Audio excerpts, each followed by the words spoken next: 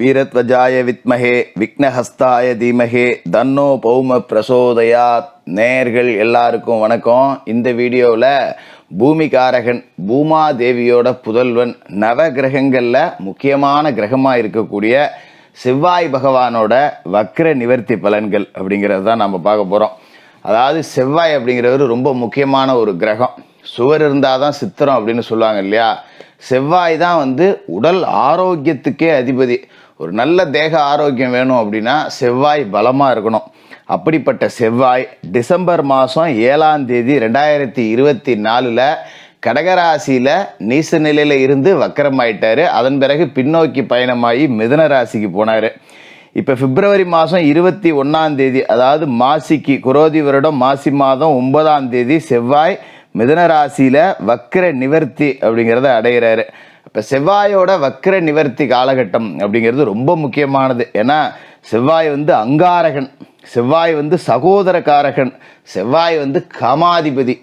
இவ்வளவு அம்சங்களை கொண்ட ஒரு அற்புதமான முக்கியமான கிரகம். பூமாதேவியோட புதல்வன் செவ்வாயோட அந்த நிலை அப்படிங்கிறது வலுவாக இருந்தால் தான் ஒருத்தருக்கு மன நிலம் சொந்த வீடு இது எல்லாமே அமையும். உடல் ஆரோக்கியமும் வலுவாக இருக்கும். செவ்வாய் கோபத்துக்கு வீரத்துக்கு எல்லாத்துக்குமே அவர் தான் அதிபதி.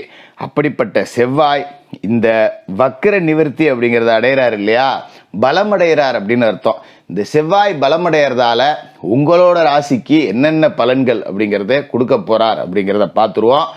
எல்லாருக்கும் செவ்வாயோட பரிபூரண அருள் கிடைக்க முருகப்பெருமான வேண்டி வீடியோக்குள்ளே போவோம். ரிஷபராசி நேயர்களே, செவ்வாய் வக்ர நிவர்த்தி நீங்கள் எதிர்பார்த்து காத்துக்கிட்டு இருந்த ஒரு அமைப்பு அப்படின்னு கூட இதை நம்ம சொல்லலாம். ஏன்னா செவ்வாய் யார் அப்படின்னு பார்த்தீங்கன்னா உங்களோட ராசிக்கு ரொம்ப முக்கியமான வீடான சப்தம வீட்டுக்கு அவர் தான் அதிபதி. கலத்திர வீட்டுக்கு அப்படிங்கிறது விரயஸ்தானத்துக்கும் அவர் தான் அதிபதி. அப்போ இவ்வளோ நாளாக பார்த்தீங்கன்னா கடந்த டிசம்பர் மாதத்துலேருந்து அவர் பலமிழந்து போயிட்டார். குறிப்பாக பார்த்தீங்கன்னா அந்த 7ஆம் இடத்திற்கு உண்டான ஆதிபந்தம் அப்படிங்கிறது எல்லாமே கெட்டு போச்சு. செவ்வாய் வலுவிழந்து போனார் அப்படிங்கிறதால. இப்போ 7ஆம் இடம் அப்படின்னு பார்த்தீங்கன்னா திருமண தடை அப்படிங்கிறது இருந்திருக்கும். எத்தனையோ இடத்துல பொண்ணு பார்த்துக்கிட்டு இருக்கேன், எத்தனையோ இடத்துல மாப்பிள்ளை பார்த்துக்கிட்டு இருக்கேன், ஒன்னோட ஒன்று அமையவே இல்லை அப்படிங்கிற மாதிரி டிசம்பர் மாதத்துலேருந்து பார்த்தீங்கன்னா கல்யாண பேச்சுவார்த்தையெல்லாம் எடுத்திருப்பாங்க. பல இடத்துல போய் பொண்ணு பார்த்துருப்பாங்க, பல இடத்துல போய் மாப்பிள்ளை பார்த்துருப்பாங்க. ஆனால் ஒன்றும் நடக்கிற மாதிரி தெரியல. சும்மா நானும் லீவை போட்டுட்டு சொந்த ஊருக்கு போய் பொண்ணு பார்க்க போகிறேன், இல்லை மாப்பிள்ளை வீட்டுக்காரங்க வந்திருக்காங்க அப்படின்னு ஆணும் பொண்ணும் மாற்றி லீவை போட்டு போய் பச்சி சொச்சை தின்னு போட்டுட்டு வர வேண்டியதுதான். ஒன்றும் அமையல. போனால் பொண்ணு பிடிச்சிருக்கு அப்படின்ட்டு வந்தோம்னா ஜாதகம் செட் ஆகலைங்கிறாங்க. இல்லை ஜாதகம் நல்லா இருக்கு பார்த்துட்டு போனால் பொண்ணை பிடிச்சா மாப்பிள்ளைக்கு பிடிக்கல, மாப்பிள்ளைக்கு பிடிச்சா பொண்ணுக்கு பிடிக்கல, இப்படிங்கிற நிலைமையிலேயே ஓடி போச்சு. அதுமாரி பார்த்திங்கன்னா விரய செலவுகள் அப்படிங்கிறது நல்ல விரய செலவுகளே வரல. ஏன்னா விரயஸ்தானத்துக்கு அதிபதி பலமிழந்து போயிட்டார். அப்படிங்கிறப்ப நமக்கு விருந்து விசேஷ நிகழ்ச்சினே வரல. நிறைய துக்ககாரிய செய்தி தான் உங்களுக்கு டிசம்பர்லேருந்து வந்திருக்கோம். 2-3 இழவுக்கு போயிட்டு வந்துட்டேன்டா, ஒரு கல்யாணங்காட்சி பத்திரிக்கை வந்தால் கூட பரவாயில்ல, இப்படியே வந்துக்கிட்டு இருந்தால் என்ன தான் பண்ணுறது அப்படிங்கிற மாதிரி இருந்திருக்கும். இப்போ அவர் பலமடைஞ்சு போயிட்டார் இல்லையா. இனிமேல் உங்களுக்கு பொறுத்த வரைக்கும் இந்த கலத்திர வீடு அப்படிங்கிறது வலுவடையுது. அப்போ கூட்டு தொழிலில் கடந்த காலகட்டத்தில் ஏற்பட்ட நஷ்டம் இப்போ விலகப்படும்.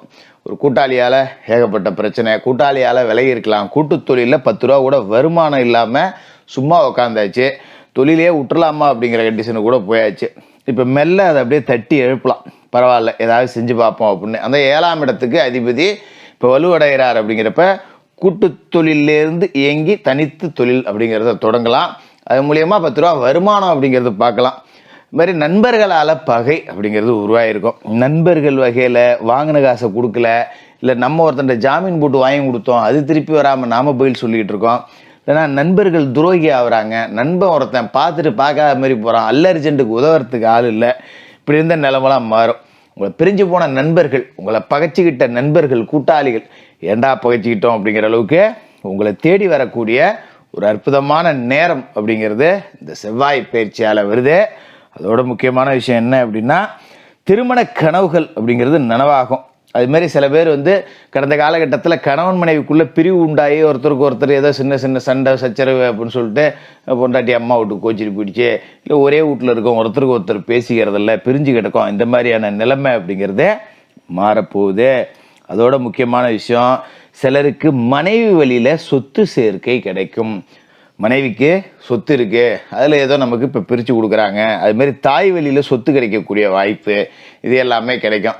அதுமாரி மனைவி படிச்சிருக்காங்க, வேலைக்கு போகணுங்கிறாங்க, வேலைக்காக முயற்சி செஞ்சுக்கிட்டு இருக்கேன் அப்படின்னா இப்போ வேலை கிடைக்கக்கூடிய அமைப்பு அப்படிங்கிறது இருக்குது. இல்லை வீட்டிலேயே ஒரு தொழில் பண்ணுறேங்கிறாங்க, ஒரு டைலரிங் தெரியும், ஒரு மிஷின் வாங்கி போடலாமா ஜோசியரை, இல்லை வீட்டில் இருந்துக்கிட்டே ஏதாவது சொந்தமாக தொழில் பண்ணுறாங்கிறாங்க, ஏதாவது பண்ணலாமா ஜோசியரை அப்படின்னா இந்த காலகட்டத்தில், அதாவது குரோதி வருடம் மாசி மாதம் 11ஆம் தேதிக்கு மேலே, அதாவது 9ஆம் தேதியிலேருந்தே ஆகுது. ஆனால் நாம் 11 அதில் ஒரு 2 நாள் விட்டுருங்க, 11ஆம் தேதிக்கு மேலே நீங்கள் இந்த வேலைகள் அப்படிங்கிறத பார்க்க ஆரம்பிச்சிங்க அப்படின்னா மனைவி வழியில் 10 ரூபா வருமானம் அப்படிங்கிறது கிடைக்கும். மனைவிக்கு வேலைக்காக முயற்சி செஞ்சிங்கன்னா வேலை கிடைக்கும். ஏதோ ஒரு டெம்பரவரியாக வேலைக்கு போயிட்டுருக்காங்க அப்படின்னா இப்போ பர்மனெண்ட் ஆகலாம். ஏதோ ஒரு அதிகாரியை பார்க்குறேன், ஒரு அரசியல்வாதியை பார்க்குறேன், ஒரு வேலை ஒன்று வாங்கி விடுவோம் அப்படின்னு முயற்சி செஞ்சிங்கன்னா கிடைக்கும். அதேமாதிரி மேற்படிப்புக்கு ஒரு வெளிநாடு போகலாம், வெளிநாடு முயற்சிகளில் வெற்றி கிடைக்கும். இந்த மாதிரியான பல வாய்ப்புகள் அப்படிங்கிறது இந்த காலகட்டத்தில் கிடைக்கும். இது எல்லாத்தையும் சரியாக பயன்படுத்திட்டீங்க அப்படின்னா ரொம்ப சூப்பராகவே இருக்கும். அதேமாரி வேலை சம்பந்தமாக எடுத்த முயற்சிகளில் வெற்றி, வீட்டுக்கு தேவையான அத்தியாவசிய பொருள் வாங்கிறது, ஆடம்பர பொருட்கள் வாங்கிறது, இந்த மாதிரியான அமைப்புகள் எல்லாமே இந்த காலகட்டத்தில் கூடுதலாகவே இருக்கும். இதே காலகட்டத்தில் பார்த்தீங்கன்னா குரு சுக்கிரன் பரிவர்த்தனை யோகம் அப்படிங்கிறது இருக்குது. உங்களோட ராசி அதிபதி சுக்கிர பகவான் வந்து குருவோட வீட்டில் போய் உச்சமடைகிறார். மீன ராசியில் குரு உங்கள் வீட்டில் இருக்கார். ஒருத்தருக்கு ஒருத்தர் வீடு கொடுத்துக்கிட்டாங்க அப்படிங்கும்போது லாபஸ்தானம் வலுவடையுது, எதையுமே சாதிக்கக்கூடிய ஆற்றல் அப்படிங்கிறது கிடைக்குது. இப்படி சகல விதமான நன்மைகள் அப்படிங்கிறது உங்களுக்கு அமைய போகுது. அப்படிங்கிறதால ரொம்ப சிறப்பான ஒரு காலகட்டமாகவே இந்த செவ்வாய் வக்கர பயிற்சி அப்படிங்கிறதும் இருக்கும். அதுமாரி இந்த மீனத்தில் இருக்கக்கூடிய ராசி அதிபதி சுக்கிரன், அதாவது உங்களோட ராசிக்கு மிக அற்புதமான பலன் அப்படிங்கிறத கொடுப்பார் லாப வீட்டில். ஏன்னா ரொம்ப அற்புதமான ஒரு அமைப்பு அப்படிங்கிறது. ராசி அதிபதி உச்சமடைகிறார் அப்படின்னா நாமளே உச்சமடைஞ்ச மாதிரி. அவர் வந்து எதிராளியோட வீட்டில் போய் உச்சமடைகிறார். அப்போ என்ன அர்த்தம்? எதிரிகளை அவங்களோட கோட்டையிலேயே போய் அழிக்க போகிறீங்க. ஒரு இடத்துல வேலை செய்கிறோம், நமக்கு எதிராக அங்கே சதி நடக்குதுன்னா எல்லாத்தையும் முடித்து ஜெயிச்சு நீங்கள் முன்னுக்கு வரலாம். அதுமாதிரி வேலையே கிடைக்கல, வேலை தேடிக்கிட்டு இருக்கேன் அப்படின்னா நல்ல வேலை அப்படிங்கிறது கிடைக்கும். எந்த இடத்துல கடந்த காலகட்டத்தில் அவமானப்பட்டீங்களோ அந்த இடத்துலையே விஸ்வரூபம் எடுக்கக்கூடிய ஒரு அமைப்பு அப்படிங்கிறதும் இருக்குது. அதுமாரி பார்த்திங்கன்னா இந்த காலகட்டத்திலே பார்த்திங்கன்னா சூரியனும் சனியும் கொஞ்சம் சேர்ந்துருப்பாங்க. 2 பேருமே போய் கும்பராசியில் சேர்ந்துருக்காங்க, 10ஆம் இடத்துல போய் சேர்ந்துருக்காங்க. அப்படிங்கும்போது தொழில் வளர்ச்சி அப்படிங்கிறது இருக்கும். இப்போ அரசுக்கிட்ட ஒரு மானியம் வாங்கணும், அரசாங்கத்திட்ட ஒரு லோனு கேட்கணும், போன் வரணும்னா இந்த காலகட்டத்தை அதுக்கு பயன்படுத்திக்கலாம்.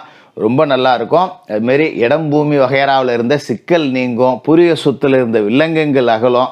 இப்படி சொத்து உங்கள் கைக்கு வரும். மண் வாங்கலாம், மனம் வாங்கலாம், வீடு கட்டலாம், வீடு கட்டினதில் இருந்த கடன் எதாக இருந்ததுன்னா அடைக்கலாம், நகை நட்டை மூக்கலாம். இப்படி சகலவிதமான நன்மைகளையும் கொடுக்க போகிற ஒரு அற்புதமான பயிற்சி ரிஷபராசிக்காரர்களுக்கு வாழ்த்துக்கள்.